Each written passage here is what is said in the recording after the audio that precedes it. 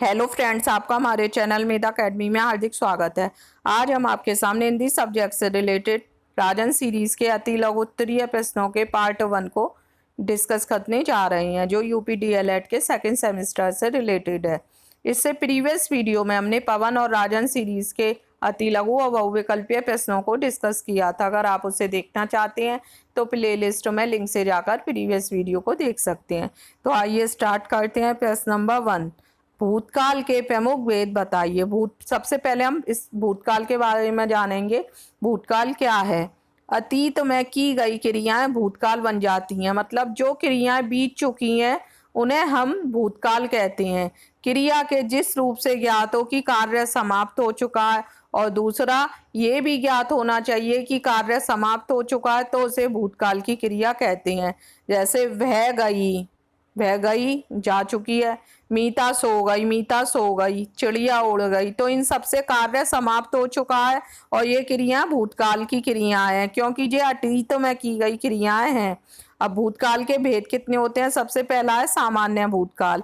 क्रिया के जिस रूप से सामान्य रूप से भूतकाल का बोध हो, अर्थात साधारण रूप से बीते समय का पता चले, उसे सामान्य भूतकाल कहते हैं। मतलब जिससे आपको साधारण रूप में ही पता चल जाए कि समय बीत चुका है, उसे सामान्य भूतकाल कहते हैं। जैसे वह गई, राजा ने रोटी खाई, विद्यालय का उद्घाटन हुआ, बच्चों ने पुस्तकें पढ़ी। तो ये सामान्य भूतकाल है, क्योंकि इसमें आपको पता चल रहा है कि काम बीते समय में हुआ है। नेक्स्ट देखते हैं अपूर्ण भूतकाल। क्रिया भूतकाल में शुरू तो हो जाती है लेकिन अभी पूरी नहीं हुई है, बराबर चल रही है, मतलब इसमें कार्य समाप्त नहीं होता है, चलता रहता है, उसे अपूर्ण भूतकाल कहते हैं। जैसे एकता पढ़ रही थी, है नहीं आएगा, या थी आएगा, गलत दे रखा है। मोहन जा रहा था, शोभा गीत गा रही थी, मतलब कार्य हो रहा है, कार्य समाप्त नहीं हुआ है, तो वो हमारा अपूर्ण भूतकाल में आएगा। नेक्स्ट देखते हैं पूर्ण भूतकाल। जिस क्रिया से किसी कार्य के भूतकाल में ही पूर्ण होने का बोध हो, उसे पूर्ण भूतकाल कहा जाता है, मतलब कार्य भूतकाल में ही समाप्त हो जाता है। जैसे रौनक पुरस्कार पा चुकी थी, उसने फल खाए थे, मोहित भोजन कर चुका था, मतलब कार्य आपका भूतकाल में समाप्त हो चुका है, तो वह पूर्ण भूतकाल कहलाएगा। नेक्स्ट देखते हैं आसन्न या तात्कालिक भूतकाल। जब क्रिया शीघ्र रूप से पूर्ण हुई हो तो उसे आसन्न भूतकाल कहा जाता है, मतलब जल्दी से क्रिया पूर्ण हो गई हो, जो कार्य किया वो जल्दी हुआ।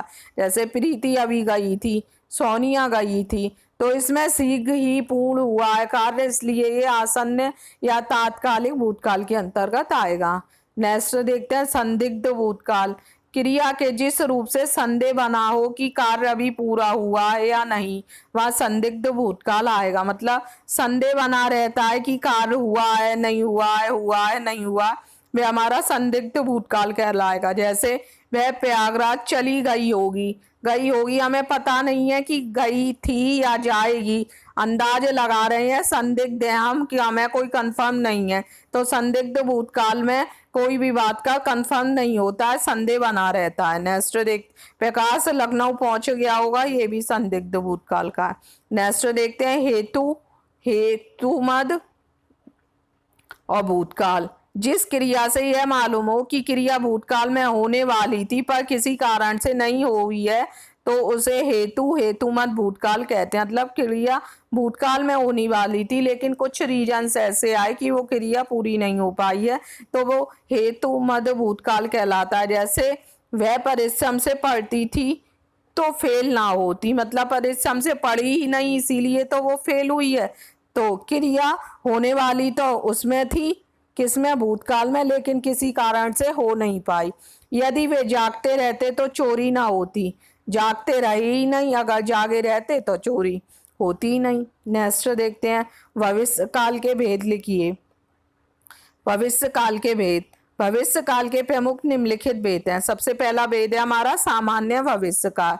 जिस क्रिया से कार्य के सामान्य रूप से भविष्य में होने का पता चले, उसे सामान्य भविष्य काल कहा जाता है। भविष्य काल जो मतलब आएगा, भूतकाल जो बीत चुका है, वर्तमान काल जो हमारा चल रहा है। तो रीना स्कूल जाएगी मतलब ये हमारा गा गी गे जिस सेंटेंस में वाक्य में लास्ट में आ जाते हैं वो हमारा भविष्य काल हो जाता है। वे किताब पढ़ेंगे, मोहन आ जाएगा। तो ये सब हमारा भविष्य काल की बातें हो रही हैं, मतलब ना शुरू हुई हैं ना बीत चुकी हैं, अब होने वाली हैं आगे, वो हमारा सामान्य भविष्य काल कहलाता है। नेक्स्ट देखते हैं संभाव्य भविष्य काल।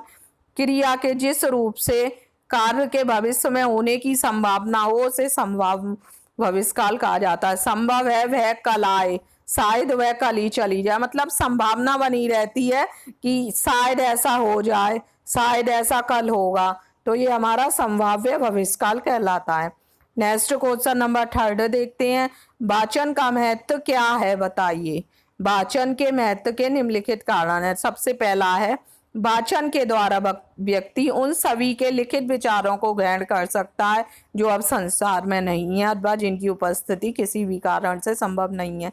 अगर वाचन के द्वारा उन्हीं सब विचारों को जो व्यक्ति इस संसार में नहीं है या जिसे देखा नहीं है या जिसके बारे में सुना नहीं है अथवा जिनकी उपस्थिति किसी भी कारण से संभव नहीं है, उन्हें भी वह उनके विचारों को भी ग्रहण कर सकता है। नेक्स्ट देखते हैं। मौन वाचन के द्वारा प्रत्येक व्यक्ति अथवा विद्यार्थी अपनी क्षमता के अनुरूप लाभान्वित हो जाता है। जैसे मौन वाचन के द्वारा व्यक्ति या कोई भी व्यक्ति है या कोई भी विद्यार्थी अपनी क्षमता के अनुसार चाहे कितनी भी देर पढ़ सके, उसे कोई डिस्टर्ब नहीं कर सकता। अगर हम बोल बोल के जोर से पढ़ते हैं तो दूसरे लोगों को डिस्टर्ब होता है, तो उससे हमें लाभ नहीं मिलता है, लेकिन मौन वाचन से हम कितनी भी देर पढ़ सकते हैं, कोई हमें डिस्टर्ब नहीं कर सकता है। नेक्स्ट देखते हैं। वाचन के द्वारा उन व्यक्तियों को भी किसी की लिखी हुई बात से अवगत कराया जा सकता है जो पढ़ना लिखना नहीं जानते अथवा जो अशिक्षित हैं। मतलब जो लोग लिखे पढ़े नहीं हैं, जो पढ़ना नहीं जानते हैं, जिन्होंने शिक्षा नहीं ग्रहण की है, लेकिन वाचन के द्वारा हम किसी की लिखी हुई बात से भी अवगत करा सकते हैं, मतलब कोई भी बात सुन के वो अवगत कर सकते हैं। नेक्स्ट देखते हैं। अवकाश के क्षणों का उपयोग दूसरों द्वारा आसानी से किया जाता है। हम अपनी छुट्टियों का उपयोग भी वाचन के द्वारा आसानी से कर सकते हैं। नेक्स्ट है। वाचन एकांकी एक व्यक्ति से भी हो सकता है और समूह में भी, सामूहिक भी होता है और एकांकी, मतलब वाचन जो हमारा है वो दोनों रूपों में होता है, सामूहिक भी होता है और एकांकी भी होता है। नेक्स्ट देखते हैं। समवेत गायन भी वाचन के द्वारा संभव है, जो दूसरों को बहुत अधिक प्रभावित करता है। ये स्वाभाविक समस्या उत्पन्न हो उठती है।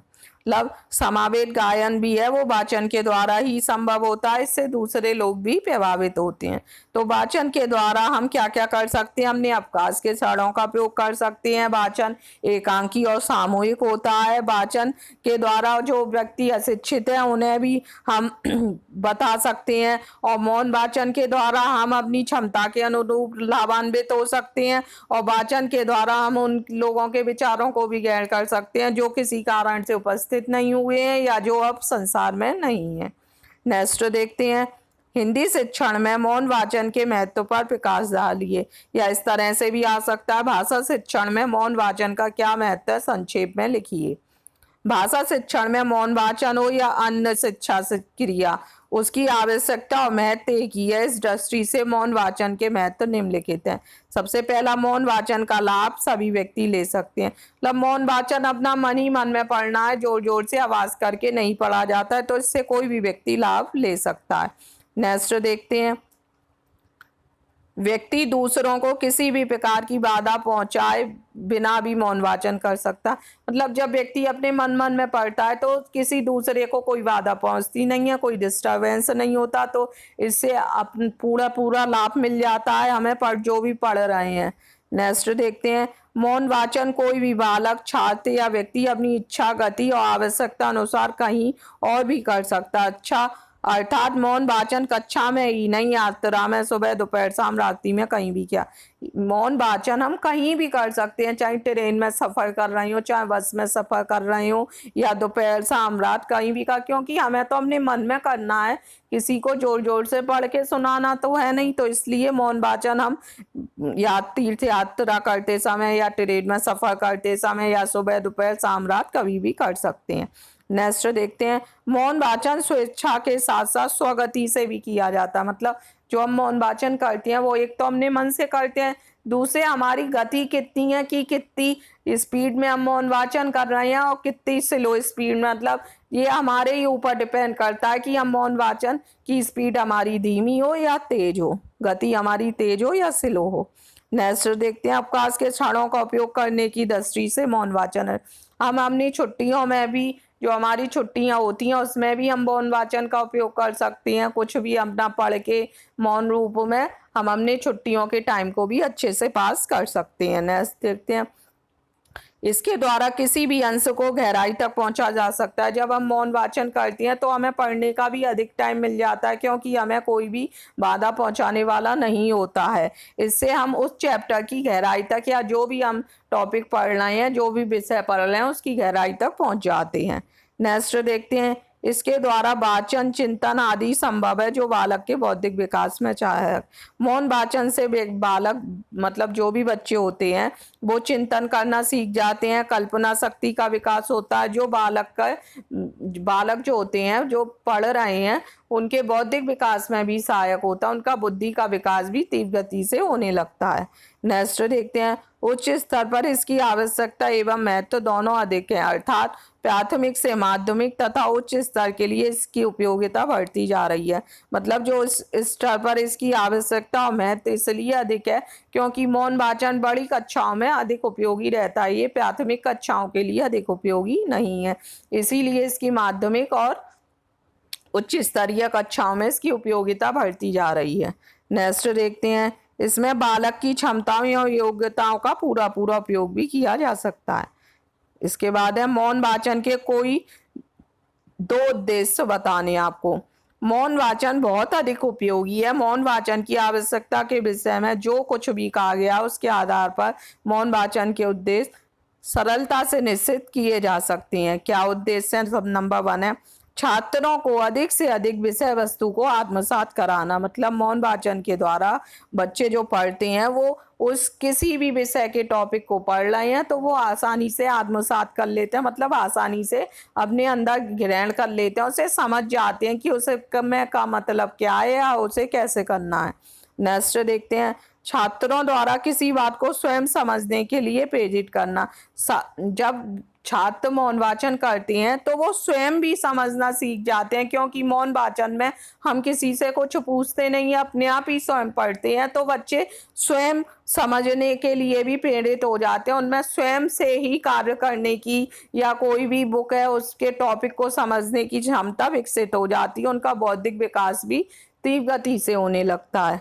नेक्स्ट देखते हैं उनकी चिंतन एवं तर्क शक्ति विकास करने का प्रयत्न। उनकी चिंतन करने की शक्ति भी बढ़ जाती है, क्योंकि चिंतन मौन वाचन में ही अधिक संभव है। और तर्क करने की, अगर हमने कोई चैप्टर मौन वाचन किया है तो बाद में उन्हें जो कुछ चीज नहीं समझ आती है तो वो उसके अनेक प्रकार के तर्क वितर्क बहुत लोगों से पूछने लगते हैं, इसका कैसे हुआ, इसका कैसे हुआ। तो तर्क और चिंतन दोनों मौन वाचन से बढ़ते हैं, मतलब उसका और ज्यादा विकास होने लगता है।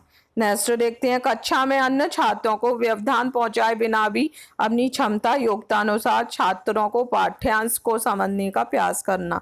मतलब मौन वाचन में हम किसी भी छात्र को या किसी भी टीचर को बाधा नहीं पहुंचा सकते हैं, क्योंकि वो अपने मन में कर रहे होते हैं और अपनी जो क्षमता है हमारी या अपनी जो योग्यता है उसके अनुसार हम पाठ को समझ सकते हैं। नेक्स्ट देखते हैं छात्रों द्वारा अवकाश के क्षणों का उपयोग किए जाने के लिए प्रेरित करना। जो छुट्टियां होती हैं तो उसमें हम मौन वाचन के द्वारा अपने टाइम को भी पास कर सकते हैं और नई नई चीजों को भी आत्मसात करके सीख सकते हैं। नेक्स्ट है छात्रों द्वारा विषय वस्तु को गहनता से समझने के लिए प्रेरित करना। जब छात्र मौन वाचन करना सीख जाते हैं तो विषय वस्तु की गहनता को भी वो अच्छे से समझने लगते हैं। नेक्स्ट देखते हैं वाक्य रचना की क्या विशेषता है बताइए। प्राथमिक कक्षाओं में वाक्य रचना का विशेष महत्व है। छात्र जब तक शुद्ध वाक्य बनाना नहीं जानते तब तक वह बड़े निबंध नहीं लिख सकेंगी। हिंदी वाक्य रचना की प्रमुख विशेषताएं हैं जिनका उल्लेख यहाँ किया गया है। वाक्य रचना की विशेषताएं निम्नलिखित हैं, जिसका है शब्दों का क्रम और स्पष्टता। क्या है? शब्दों का क्रम होना चाहिए और स्पष्ट होने चाहिए। उम्मीद करते हैं आपको राजन सीरीज के लघु प्रश्नों का पार्ट 1 अच्छे से क्लियर हुआ होगा। अगर आपको हमारा वीडियो पसंद आया हो तो प्लीज़ हमारे वीडियो को लाइक कीजिए और अधिक से अधिक लोगों को शेयर कीजिए और अपनी स्टडी को और अधिक ढंग से कीजिए, जिससे कि आप सेकंड सेमेस्टर में अच्छे नंबर लाकर फर्स्ट सेमेस्टर में भी अच्छे नंबर प्राप्त कर सकें। इसलिए आज से ही, अभी से ही अपनी पढ़ाई में लग जाइए और मेहनत करके अच्छे से नंबर प्राप्त कीजिए। हमारे चैनल के माध्यम से आपको सभी सीरीज, सब सब्जेक्ट की सीरीज प्रोवाइड कराई जा रही हैं, उनसे आप अच्छे से अपना रिवीजन कीजिए और अपनी अच्छे से प्रैक्टिस कीजिए। और हमारा अगला वीडियो देखने के लिए हमारे चैनल को सब्सक्राइब कीजिए। धन्यवाद।